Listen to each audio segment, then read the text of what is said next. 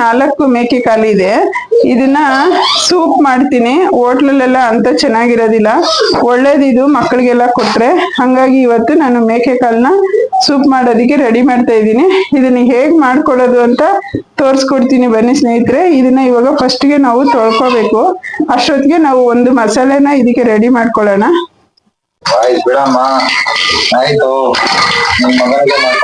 ಆಯ್ತು ಹೋಗು, ನಿಮ್ಮಮ್ಮ ಇದ್ರೆ ನೀನ್ ಮಾಡಿಸ್ಕೋಗು. ನಿಮ್ಮಮ್ಮ ಇಲ್ಲ ಅಂದ್ರೆ ನೀನ್ ಸುಮ್ನಿರು ಅಷ್ಟೇ. ಹೋಗ್ ಹುಡಿಕ ಬರಗು.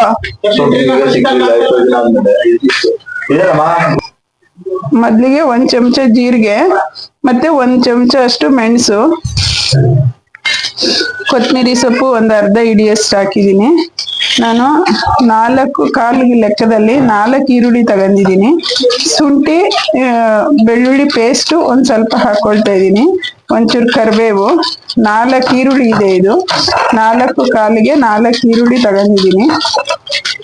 ನಾನು ಶುಂಠಿ ಬೆಳ್ಳುಳ್ಳಿ ಪೇಸ್ಟ್ ಹಾಕ್ತಾ ಇರೋದ್ರಿಂದ ಬೆಳ್ಳುಳ್ಳಿನ 2 ಗೆಂಡೆ ಬೆಳ್ಳುಳ್ಳಿ ತಗೊಂಡಿದ್ದೀನಿ. ಇದು ಒಂದೇ ಸತಿ ಹಿಡಿಯಲ್ಲ, ಇದನ್ನ ಒಂಚೂರು ಗುರ್ರ ಅನ್ಸ್ಬಿಟ್ಟು ಇದ್ ಮಾಡ್ತೀನಿ. ಈ ತರ ನುಣ್ಣಗೆ ಪೇಸ್ಟ್ ಆಗಿದೆ. ಸ್ಪೂನ್ ನೋಡಿ, ಈ ತರ ನುಣ್ಣಗೆ ಪೇಸ್ಟ್ ಆಗಿದೆ. ನಾನು ಇವಾಗ ಕಾಲನ್ನ ತೊಳ್ಕೊಬಿಟ್ಟು ಬೇಯೋದಿಕ್ಕೆ ಇಡ್ತೀನಿ. ಫಸ್ಟ್ ಇದನ್ನ ಒಗ್ಗರಣೆಗೆ ಹಾಕೋಣ. ಸ್ವಲ್ಪನೇ ಹಾಕಿದೀನಿ ನಾನು, ಜಾಸ್ತಿ ಎಣ್ಣೆ ಬೇಡ, ಇದ್ರಲ್ಲೇ ಬಿಡುತ್ತೆ. ಇವಾಗ ನಾನು ಈ ಮಸಾಲೆನ ಫ್ರೈ ಮಾಡ್ಕೊಳ್ತೀನಿ.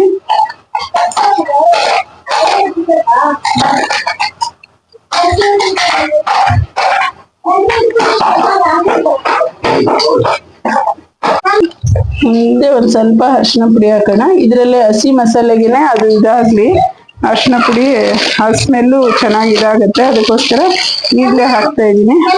ಉಪ್ಪು, ಸ್ವಲ್ಪ ಕಲ್ಲು ಉಪ್ಪನ್ನ ಹಾಕೊಳ್ಳೋಣ ಮಸಾಲೆನಲ್ಲಿ. ಅಪ್ಪಾಜಿ ಒಬ್ಬನಿಗೆ ಕೊಟ್ಬಿಡಲ್ಲ ಕಣೋಗ್ಬಿಡಿ.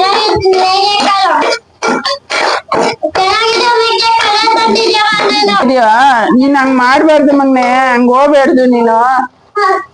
ಸುಮ್ನೆ ಬರ್ತೀನಿ, ರೇಖೆ ಮಾಡ್ತೀನಿ, ಬರ್ತೀನಿ. ನೋವು ಕಮ್ಮಿ ಆಗತ್ತೀರವ. ಒತ್ಬಿಟ್ಟೈತೆ ಮೆಟ್ಲು. ತಕ್ಷಣಕ್ಕೆ ಅವನ್ಗೆ ಇದಾಗಿಲ್ಲ. ಬಂದೇರವ.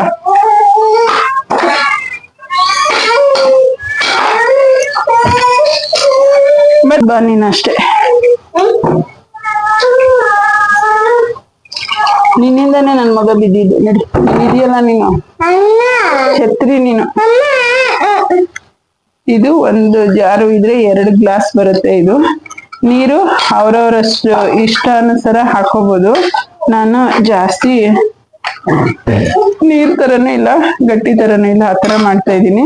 ನಾವು ಈರುಳ್ಳಿನ ಜಾಸ್ತಿ ಹಾಕಂದಷ್ಟು ಗ್ರೇವಿ ಜಾಸ್ತಿ ಬರುತ್ತೆ.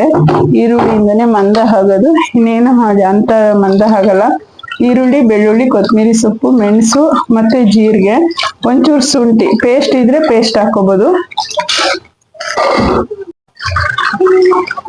ಅದು ಕುಕ್ಕರ್ ಕೊಡು.